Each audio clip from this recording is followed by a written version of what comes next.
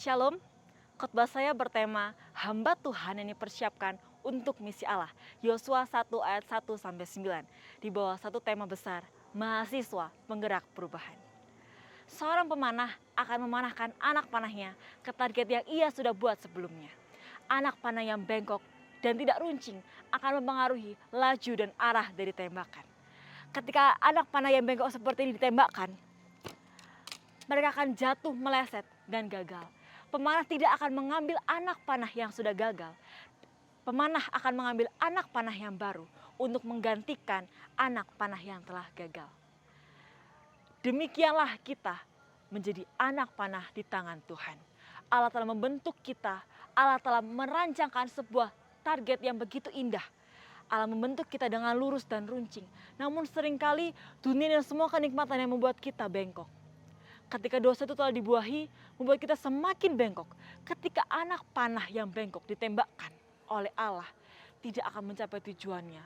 Anak panah ini gagal. Allah menggantikannya dengan anak panah yang baru. Demikianlah Musa.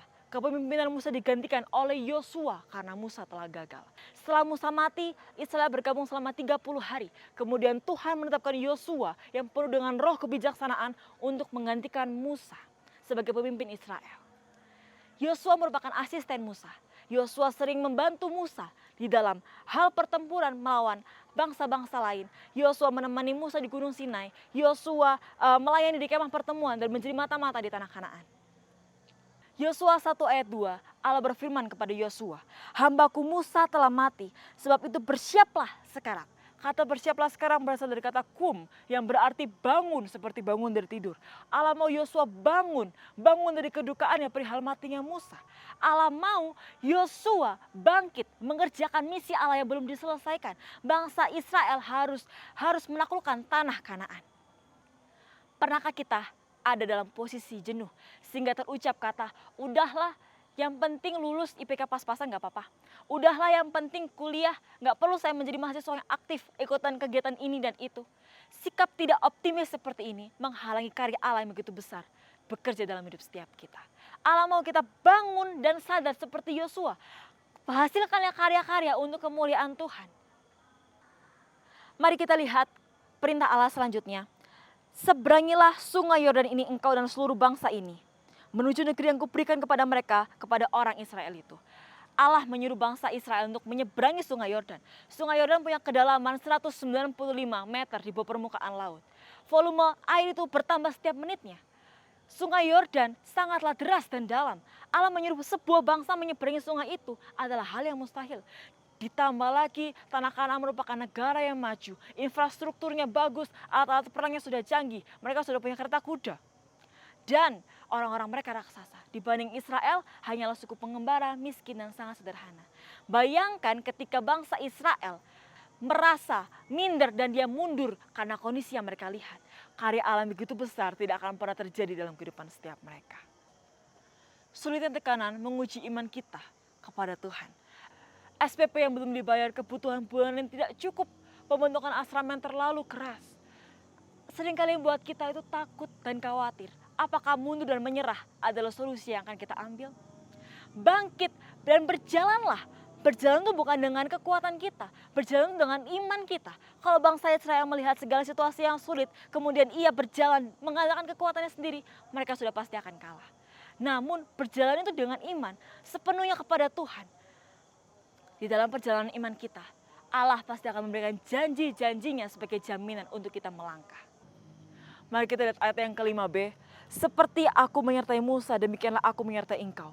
Allah akan menyertai Yosua di dalam peperangan yang melawan musuh-musuhnya. Allah juga akan menyertai Yosua dalam kepemimpinan yang melawan bangsa yang tegar tengkuk sama seperti Musa. Kita lihat kalimat selanjutnya. Aku tidak akan membiarkan engkau dan tidak akan meninggalkan engkau. Secara harafiah diterjemahkan sebagai aku tidak akan meninggalkanmu dalam keadaan yang miskin.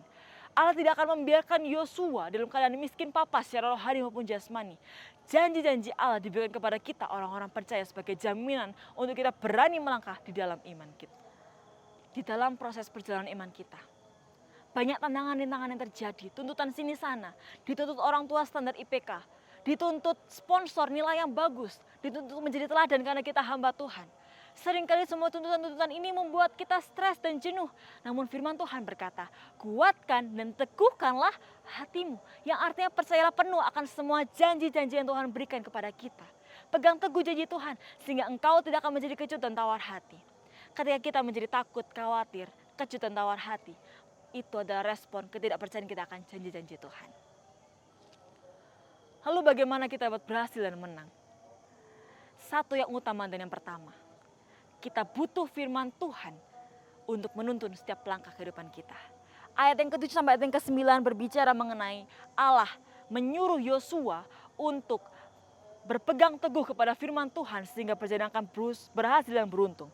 Kita baca ayat yang ke-7. Hanya kuatkan dan teguhkanlah hatimu dengan sungguh-sungguh. Bertindaklah hati-hati sesuai dengan seluruh hukum yang telah diperintahkan kepadamu oleh hambaku Musa. Janganlah menyimpang ke kanan atau ke kiri supaya engkau beruntung kemanapun engkau pergi.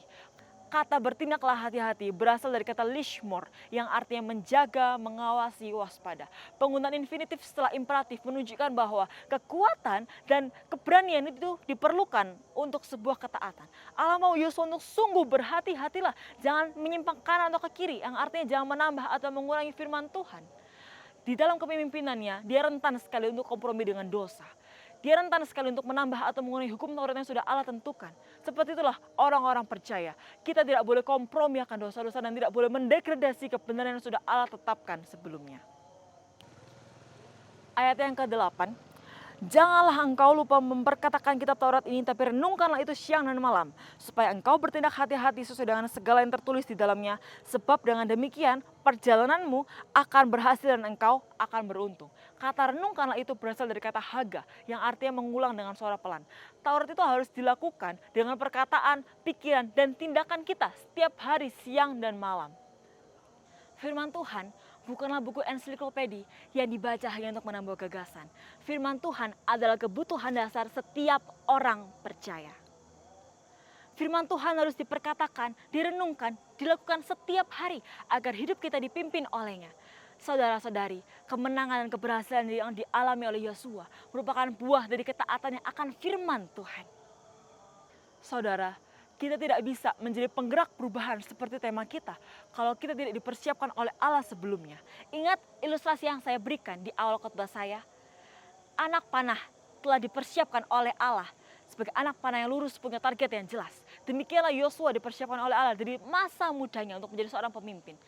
Sama seperti Yosua, apakah saudara rindu untuk membuat perubahan yang besar, mengalami terobosan-terobosan dan kemenangan-kemenangan di dalam hidup saudara?